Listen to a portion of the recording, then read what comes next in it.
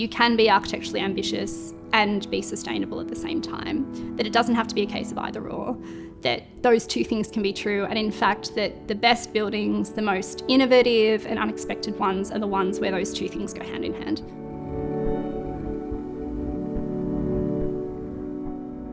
My name's Jennifer McMaster and I'm a director at Trius Studio. Trius really grew out of a friendship between myself, Johnny and Casey. The three of us met while we were studying at the University of Sydney together. We found ourselves sort of having conversations and meeting up and really talking about this shared sense of values around what we saw architecture wanting to be. One of the first competitions that we did as students is what led to our first commission, the three-piece house. And we also cut our teeth really early on a series of medium density housing competitions that were really instrumental in forging our reputation in the industry.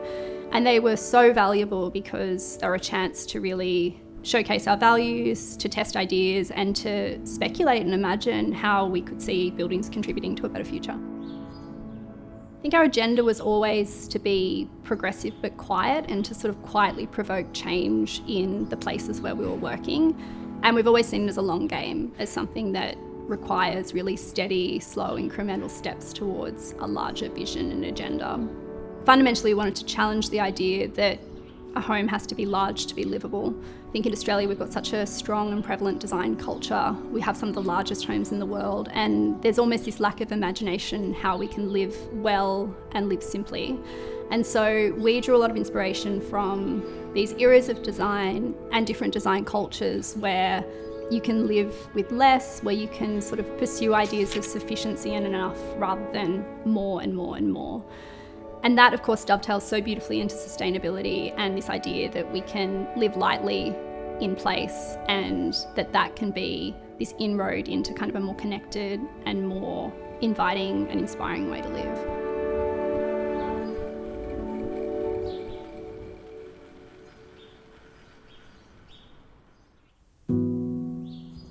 When we started our practice, it was really important to us that we weren't basing it on us as individuals, even on our particular design preferences and sensibilities. And so we came up with this mantra of solid, simple, beautiful. And that to us became this definition of what's fundamental to architecture and what makes a building really good. And to us, that means that it's really solid in its grounding, its ideas, and its understanding of where it is in the world. And then the idea of less but better is an aphorism from the industrial designer Dieter Rams. To us, it speaks to this idea of everything that you can gain by taking something away, and almost the addition that comes with subtraction. So the idea that if you have less house and less built area, you can get, say, more light, more garden, more outlook. Or if you have less materials, you can have a greater sense of calm.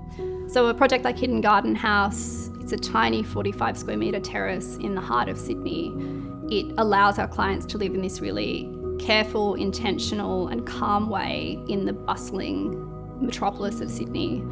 A project like Draped House is sort of deliberately challenging this idea that a conventional suburban home has to be large and have all of this excess space and extra rooms in order to be comfortable for a couple or a young family. And then in other projects, that mantra of less but better is more about this idea of how do we build less and how do we build more thoughtfully. So something like our recently completed house in Mossman was all about keeping as much of the building as we could. So in building less and doing less, we're able to preserve more of what already exists and therefore have less impact on the planet.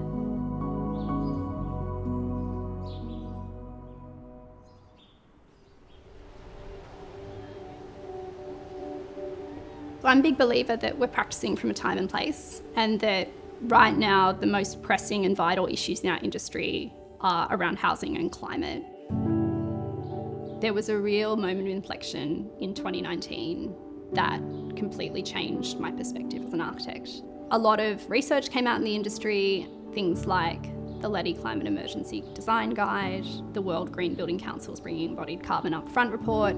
But I think more importantly, we were going through this groundswell shift in society where climate was suddenly really front and centre on everyone's agenda. And I remember that year walking out of work and going and joining a whole bunch of school students and striking for climate change. And then that summer was when we saw the Black Summer bushfires. And that to me was a real wake-up call. And that's when I sort of realised that the work that I was doing every day as an architect was actually implicated in this sort of wicked mess of climate change. From that point onwards, I think all of us at Trius realised that the foundations we'd learned in our early educations weren't going to be enough to prepare us for the future of practice. And we decided that in order to be a studio that was genuinely responsive to this changing issue, we needed to kind of keep upskilling and keep learning and make sure that every time we did a project, we were resetting the baseline of what good design looked like. The role of the architect is definitely evolving in the context of these twin crises. I think we're becoming more collaborative. We're becoming more focused on how we can be caretakers of place rather than people who come in and sort of assume that we have to completely recreate it.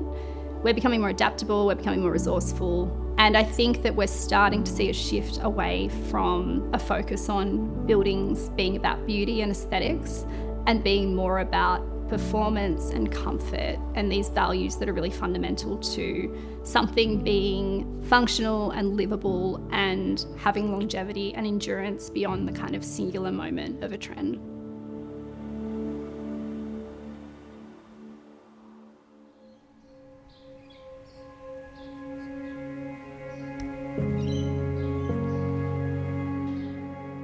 Leadership's a really funny thing. I think that for a really long time I thought that I wasn't a leader, or that that idea isn't something I could relate to, because I think our culture sort of venerates and valorizes these really big personalities, and that's not who I am.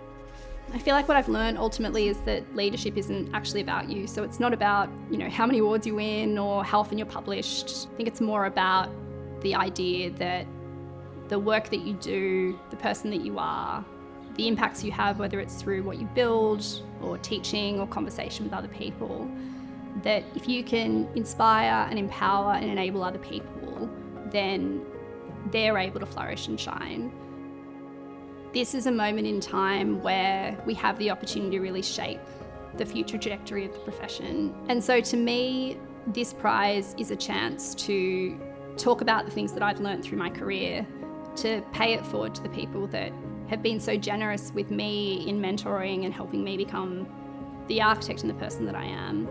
But also I really hope to galvanise this next generation in the industry so that they feel really energised and equipped to face these crises.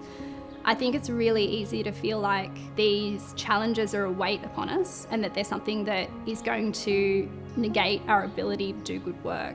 In fact, I think it's the total opposite. I think we are at this extraordinary moment in time where if we kind of take this and see it as an opportunity and hold it with both hands, we can create change that's almost once in a generation.